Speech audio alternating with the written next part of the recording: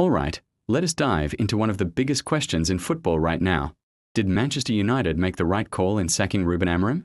It's a massive decision, one that has split the fan base right down the middle, and today, in part 1 of our deep dive, we are going to focus purely on the results and performance that led to this moment. First things first, you can't ignore the league table. When you look at where United were sitting before the decision was made, it's a tough picture. They were adrift of the top 4, and the gap wasn't just points, it was a gulf in quality. Week in, week out, the performances were a rollercoaster. One week they might pull off an impressive win against a top side, looking sharp and organised, but the very next week, they'd collapse against a team they should be beating comfortably. This inconsistency was infuriating for fans and, clearly, for the board.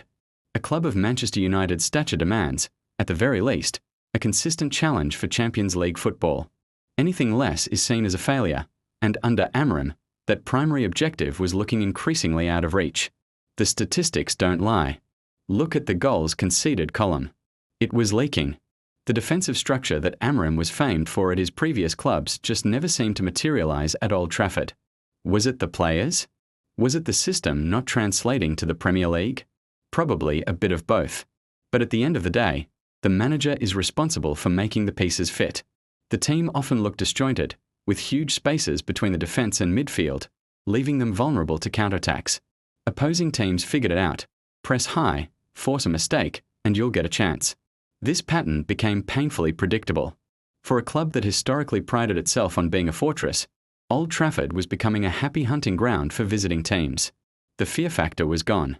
Then there's the style of play, or perhaps the lack of one. What was Manchester United's identity under Ruben Amorim? It was hard to tell. Sometimes they were a high-pressing team, other times they sat deep in a low block. Sometimes they were a possession-based side, other times they just launched it long. This tactical fluidity can be a strength, but in United's case, it looked more like confusion. The players seemed unsure of their roles from one game to the next. There was no clear, recognisable philosophy being embedded on the pitch. When you looked at rivals like City, Liverpool, or Arsenal, you knew exactly what you were going to get. You could see the manager's blueprint in every pass and every movement. With United, it felt like they were making it up as they went along. This lack of a core identity is a huge red flag for any top club. It suggests a disconnect between the manager's vision and the player's execution, or worse, that there was no clear vision to begin with. Let's also talk about the big games. The record against the so-called top 6 was abysmal. These are the matches that define a season, that show whether you're a contender or a pretender. Time and time again, in these crucial head-to-heads, United were outthought and outfought. They weren't just losing, they were being convincingly beaten. These results weren't just dropping points, they were psychological blows, highlighting the gap between United and the elite. For a manager, your ability to set up a team to compete and win against your direct rivals is a key performance indicator. Failing in this area, repeatedly, puts you on very thin ice. The board would have looked at this record and concluded that Amorim simply couldn't get the team to perform when it mattered most. And what about player development? Did key players improve under his tenure? It's a mixed bag at best. Some might have had moments, but you'd struggle to name a single player who consistently reached a new level under his coaching. In fact, you could argue that several high-profile players went backwards. Their form dipped, their confidence looked shot, and they seemed lost in the tactical chaos. When you're spending hundreds of millions on a squad, you expect the manager to be an asset multiplier, to make the players better than the sum of their parts. Instead, it felt like the opposite was happening. The team looked less valuable, less cohesive, and less threatening than the collection of individual talents suggested it should be. This brings us to the dressing room atmosphere. While we are not privy to the day-to-day interactions, the on-field body language told a story.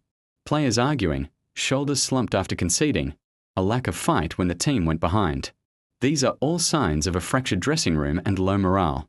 Reports, whether you believe them or not, consistently hinted at player discontent with Amorim's methods, his communication, and his tactical demands. When you lose the dressing room, it's almost impossible to get it back. The results on the pitch are often just a symptom of a deeper problem.